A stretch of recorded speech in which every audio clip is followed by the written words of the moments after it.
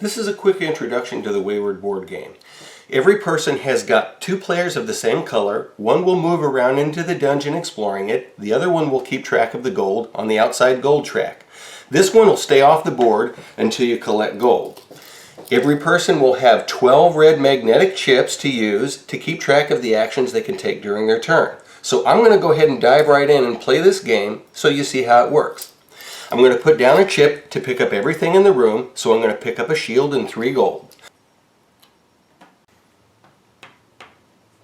I'm going to put a chip in the room to move out. Now I'd like to move in here, but there's a lockpick door here. So unless I collect some lockpicks, I can't get in there. So I'll have to go somewhere else. So I'm going to put a chip in this room to move over here. Now I could pick up the guild token, but I've got other plans, so I'm going to leave that there. I'm going to put a chip in this room to move here. Put a chip in this room to pick up the 2 gold. I'm going to put a chip in this room here. Now you see there's a spider here that's got a green number 1. It will cost me 1 armor to pick up that 5 gold. Since I picked up the armor in this first room, I'm going to use it to grab that 5 gold. So I'm going to put a chip to move into this room. I'm going to put a chip to pick up the 5 gold.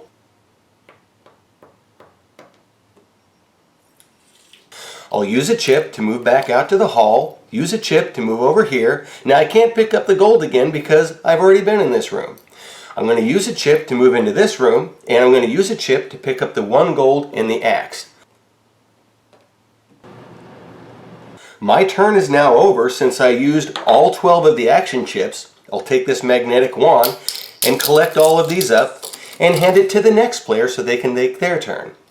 Now since the green player has finished his turn, the other players are going to take their turn. We've got the blue player here, the yellow, the red, and the purple player. And as they move and collect golden items, their figures are going to go around the outside of the gold track as well. Let's just say that everybody else has taken their turn and we're back to the green player again. Now once again it's the green player's turn. Since there are no chips anywhere on the board, everything is back, so I can pick up the same items again. We're going to put a chip in the room to pick up 1 gold and a weapon. We're going to put a chip in the room to move out. We're going to put a chip in the room to pick up the 2 gold. Now you'll notice there's a guard here and he has a gray number 2. First I'll have to have weapons to get past him, and you notice I have 2 weapons on the card right now. In order to beat him, I'll have to roll a 2 or higher on a single die roll to push past him. So I'm going to put down a chip and I'm going to roll 2 dice because I have 2 weapons. I could only roll 1 if I want to, but I have a better chance of beating him if I roll 2. However, if I roll a 1, I will have broken a weapon and it will be removed from my card. So okay, let's see what happens. I put down a chip and roll. And I rolled down a 2, which I successfully moved past him. But I rolled a 1, which means I broke a weapon. I'm going to continue my turn by putting a chip down and picking up 3 gold. I'm going to put a chip down to move into the guard room. Now, the guard room has got a letter G, which means it's a special room. Most people will have a reference card. Just look at G and there's a 2-sentence description showing how that this particular room works. Here's what's going to happen. I'm going to put down a chip in the room to attempt to steal a random item from this guard without waking him up. I'll roll 1 die. If I roll a 1 or a 2, he'll wake up and chase me out and I'll get nothing. If I roll a 3, 4, 5, or 6, I will have gained a random item. And I can do this as many times as I want, but the first time I fail, he chases me out and I get no random items at all. So let's see what happens. I put down a chip, I need to roll a 3, 4, 5, or 6, and I will have successfully stolen an item. 6, I successfully stole an item. Now I'm going to attempt to steal a second item. If I roll a 1 or a 2, he chases me out and I get nothing, not even the first item. Let's see if I can steal a second item from him. 4, I successfully stolen 2 items from him. Now I'm going to try to attempt to steal a third item. If I roll badly, he chases me out and I get nothing. Let's see if I can do this. 3, I've successfully stolen 3 items. Now at this point, I could keep putting it down, but I think my luck is going to run out. And I don't want to leave there with nothing. 3 items is pretty good. So I'm going to put down a chip to move back out of the room. And I can't take this 3 gold because I've already been in this room and there's still chips in it. So I'm going to put down a chip to move over here. And I will put down a chip to go ahead and move down to this room right here. Now, since my turn is over and I've successfully left this room, let's see what 3 items I ended up getting. Now I'm going to roll to see what random items I get. I got 3 of them. Let's see what they are. Roll a die. I roll a 4. That means I could have possibly received a lockpick. Now, if I roll a 1, I get that one. A 2, I get that one. A 3, I get that one. If I roll a 4, 5, or 6, I don't get any. Let's see what we got. 1, I get a number 1 lockpick. For my second random item, let's see what I get. 2, looks like I get another weapon. And for my third item, let's see what I get. 2, looks like I've got 3 weapons now. The green player's turn is over, and now everyone else takes their turn. And you see it looks like the purple player pulled ahead during his turn, and the yellow player is still way behind. The green player's in second place right now. Now it's the green player's turn again. Now he was going to go for the number 1 lockpick, but you notice he won it as a random item, so there's no need to fight the guard or to sacrifice 2 armor to get in here for the lockpick, since he's already got a number 1 lockpick. Okay, so the green player is going to continue his turn. So he's going to put a chip in this room to move into here. Now, this is the river squid. The quick card says on the river squid, when you move in, you roll a die. On a 1 or a 2, he steals a random item from you. 3, 4, 5, or 6, nothing happens. Well, let's see. 6, nothing happens. So he goes ahead and uses his chip to move out of the room. He'll use a chip to pick up this 2 gold. And he'll use a chip to move into this room. In this little room, you're attempting to dig up items from graves, and the more valuable item you want to dig up, the more chance you have of getting a random cursed item. So here's how it works. I'm going to put down a chip to dig up a grave. Now, I don't need any weapons, so there's no need for me to dig there, but I'm going to try to get 7 gold. 7 gold's pretty good. Now, there's 2 skulls, so if I roll a 1 or a 2, I get a random cursed item. If I roll anything else, I get 7 gold. Well, let's see. 6. Excellent. I just collected 7 gold. Now I'm going to try to dig up this grave that has a lockpick in it of my choice. So I'm going to put an action on here. Now there's 3 skulls. If I roll a 1, 2, or 3, I get a random cursed item. If I roll anything else, I get a free lockpick of my choice. Let's see how I do. 3. I got a random cursed item. Now I'm going to roll for the random cursed item in my card. So I'm going to roll a die. I roll a number 3. That means I get a cursed piece of armor. So that means for the rest of the game, I cannot use that spot on my player card. For the rest of the game, he's got to decide what route he wants to take to get the most gold. And there's lots of things to try, and the game will probably be over before he gets to try everything. There's a tomb room that you can use to gather a random item.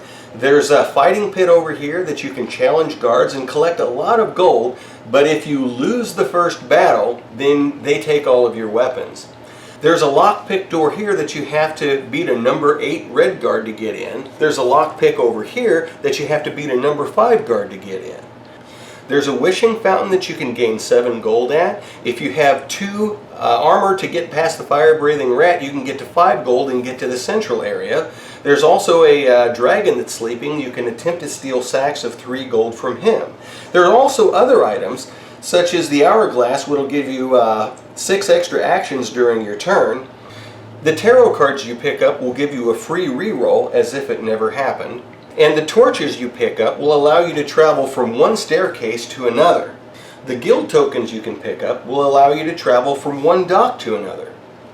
Now it's a really good idea to keep an eye on who's close to the gate here, because as soon as they reach or pass this gate marker, they will finish their turn and everybody must escape on their next turn. Now, green player and red player are pretty close to getting out here. But notice the green player is way back over here in the dungeon. He has got to reach the front door and get out in one turn. And you only get 12 actions during your turn. So he's going to have to form a strategy or be sure he collects enough items so that he can get out during his next turn. Because it doesn't matter how far ahead you are of everybody else in the game. If you don't get out, your marker is removed from the end of the game and you get no placement. Now there's only one exit at the end of the game here, and there are 3 different ways you can try to get out at the end of the game. One is if you've collected all the lockpicks, you can get through the number 6 lockpick door. Simply use an action to move through it, use an action to move out.